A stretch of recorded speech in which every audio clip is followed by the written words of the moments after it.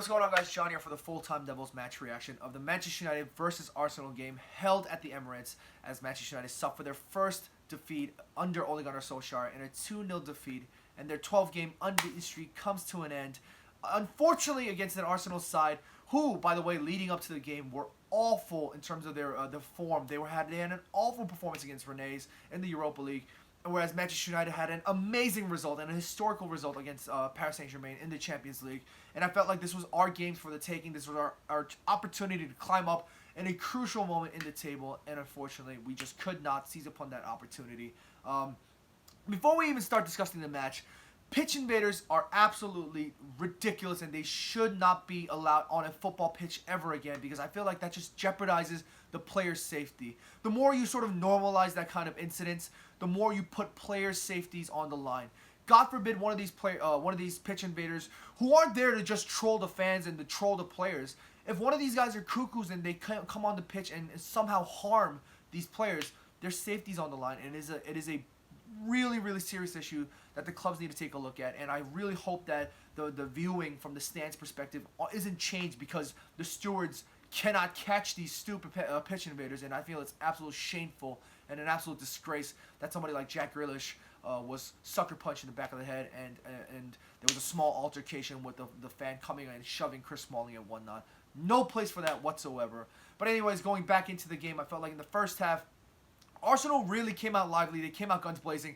They obviously playing on home grounds. They really had a point to prove. And Manchester United, I felt like, should have mitigated that by sort of absorbing that pressure and understanding how to counter in that sense. And that 4-1-2-1-2 or that 4-4-2 shape that Ole Gunnar Solskjaer used with Lukaku and Rashford up top worked so well, but at the same time didn't work today, because I felt like we were overrun at times in midfield because of their intensity, and I just didn't think it was working out because of the combined poor performances of Rashford and Lukaku.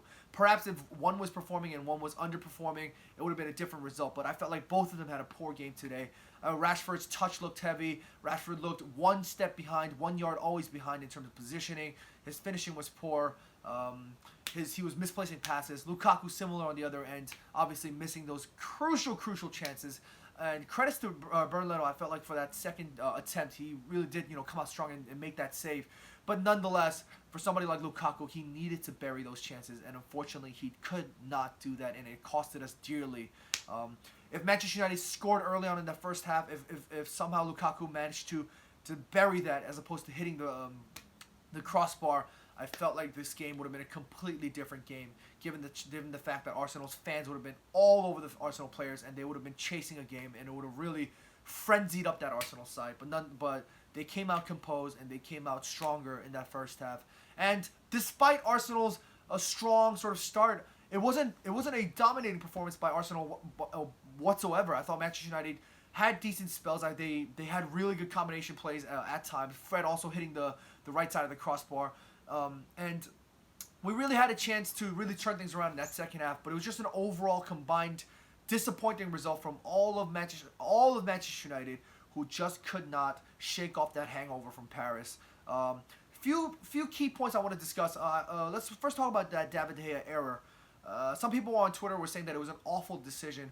I think it was just unfortunate because David De Gea gambled. He saw the trajectory of the ball, and he knew that it was coming left, so he already dug his pivot in, and he kind of was ready to make that dive left. However, the trajectory of the ball in mid-air floated towards the right side of David De Gea, and that gamble was already costly as the goal smashed into the back of the net. And I felt like David De Gea could have made a decision a little bit later on, given his immense qualities in terms of deciding which way to dive. But the wind might have been a contributing factor. The rain, all these things could have been a contributing factor. But one thing is for certain is that David De Gea did gamble, and it did prove costly as it gave Arsenal a 1-0 lead. I felt like Manchester United could have done better in terms of protecting David De Gea in that regard, but unfortunately did not happen. One thing I wanted to talk about was Fred. Lots of people on Twitter were talking about how Fred had either a masterclass or a disaster class. Some people were saying that he had an amazing man of the match performance. Some people saying he had an absolute shocker. Now, if you look at the perspective as a whole, Fred perhaps maybe had an average game, decent game, given the given the amount of times he made crucial tackles, made decent passes and whatnot. But that sort of, I guess, 7 out of 10, 8 out of 10 performance was only because of his volatility. He had so many spells of excellent plays, and it just turns around, had awful, horrible decision making, and then back to making crucial tackles and amazing passing patterns, and then back to making poor decisions. That volatility is what shakes up Fred in that respect, and I felt like although he had a decent performance, I felt like that's not what we needed. We needed somebody like Ander Herrera who would have came in, locked in this midfield, and allowed somebody like Pogba to really get himself involved. And I felt like the combination of Fred having this sort of up and down performance in the entire 90, in combination with Matic playing poorly, I felt like that just made everything even worse. And I think that's what allowed Arsenal to really run rampant in that middle of the park. And as much as I would like to see Fred continue to be given time, I think Ander Herrera was somebody that was really missed and needs to be back in the 11 as soon as possible. Now, does that mean Fred loses his spot? I'm not sure. Does that mean Matic loses his spot? I'm not sure. That's for Ole Gunnar Solskjaer to make. But what I know is for certain is that we need Ander Herrera back in the squad.